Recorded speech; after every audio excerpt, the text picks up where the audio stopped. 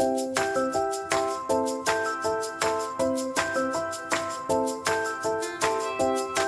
guys, back today with another Creating the Crafty Life's Creative Weekly Wisdom.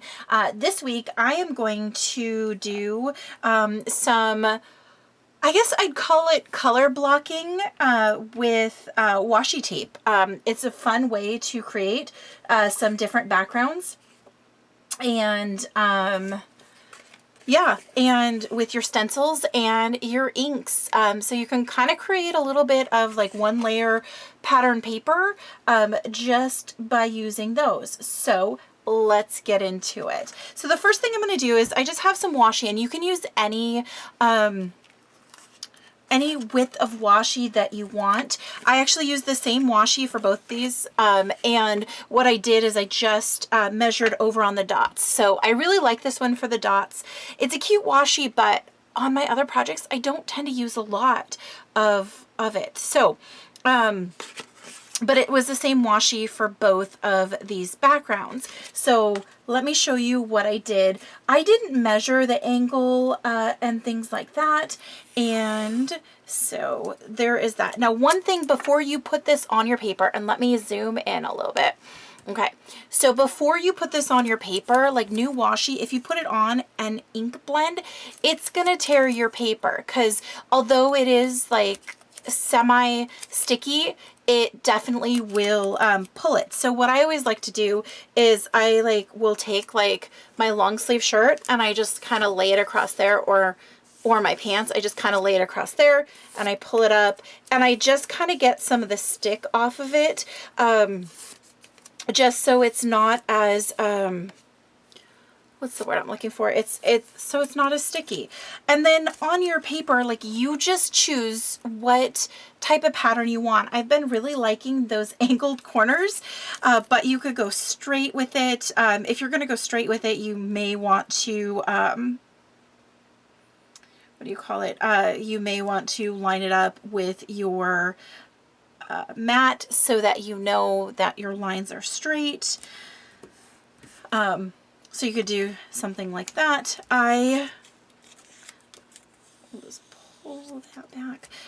But I have really been kind of enjoying the angled look. So I'm just going to place it down here. And I do have my other strip that I need to place down. And I'm just going to take the stick off real quick.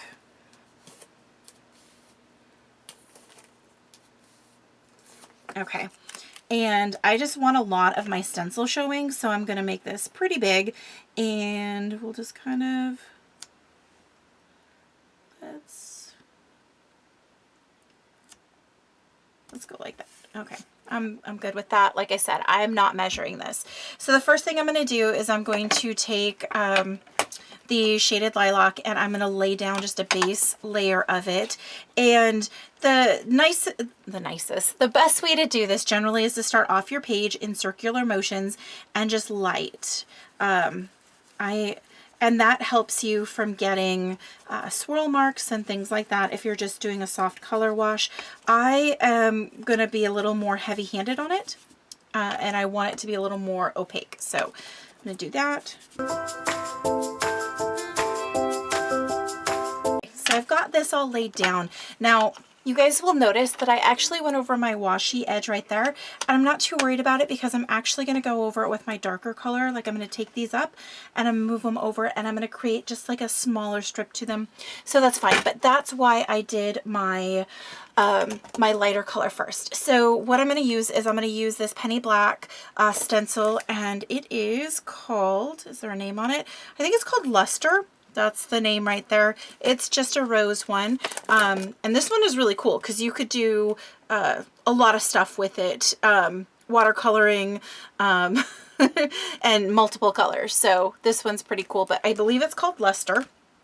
This one, and again, I just want the most pattern that I can get into this area. So you can put it any way you want to put it. I am being careful when I'm looking at this to make sure that these plastic edges go at least over see how there's a gap right here from where the stencil ends and my washi is exposed? I'm just making sure that there's at least a little bit of overlap right there. One of the ways I found to do that is just to kind of make it diagonal like that. Okay. Now I'm going to take my darker color, the Dusty Concord, and I'm just going to ink over this area. And again, with this one, I do want to make it nice and dark. I mean, I could do like a variegated look to it, and it would be really, I think it would be really pretty. But I am definitely looking for, oops, and I didn't stick it down that good, like a darker, a deeper contrast, I guess. Okay. And I just re-inked this, so that's why my inks are going on so thick and so opaque. Okay, so I'm good with that, I think. So, and here's the fun part, the reveal. Oh, let me actually just do a little more right there. Okay, so here's the fun part, the reveal. And I think that is absolutely beautiful. I love that look. These two colors are so good together. I was inspired by a watercolor piece that I did, this image right here, and I'm trying to make a card with it. So I'm making my backgrounds with it. Now, I'm going to go ahead and gently pull up the washi. When you pull it, don't try and pull it straight up. I'm sure a lot of you ladies know, and gentlemen, if you're watching, know that when you pull it straight up, it tends to tear it. So if you kind of fold it back on itself and pull it lateral with the page, that definitely helps to not have any of that tearing. So we're going to pull those off. And then what I'm going to do is, this would be really pretty like this. I could have just gone in and inked it just like that. But I want these a little bit smaller, and I like the look of one of the last ones I did where it was only 2 widths. So what I'm going to do is, because this washi is opaque, I'm going to try and line up this line through the second line of dots. And that's just, you know, to try and keep it a little straighter. But again, I'm not measuring at all. So we're going to go ahead and lay this down. And the nice thing about washi is it is repositionable. I'm going to tear back this a little bit because I learned my lesson on the other one where there was a little bit of overlap and it left this weird square. Okay. Now we'll go ahead and take this one, and we're going to do the same thing, and I'm just going to go to the second dot just like in the middle of it, try and keep it as symmetrical as possible. Oop, all the way down. All right. Okay. All right. Now I'm going to go in, and on my other one I went in with the Seedless or Dusty Concord to kind of give you that contrast as well. And I think I'm going to do it again. So I'm just going to come in and I'm going to ink over all of that.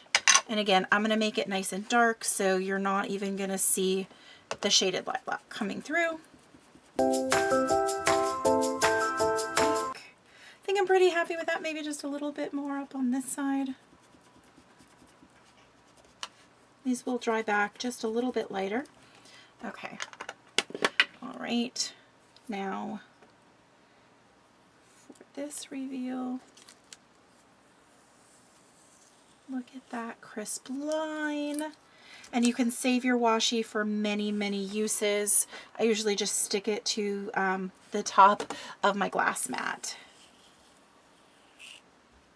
And the washi itself is tearing, not the paper. Okay. All right, you guys. And I could go in here and I could create like a little square right here. I may actually cut this down a bit more because this is the exact size of an A2 card front.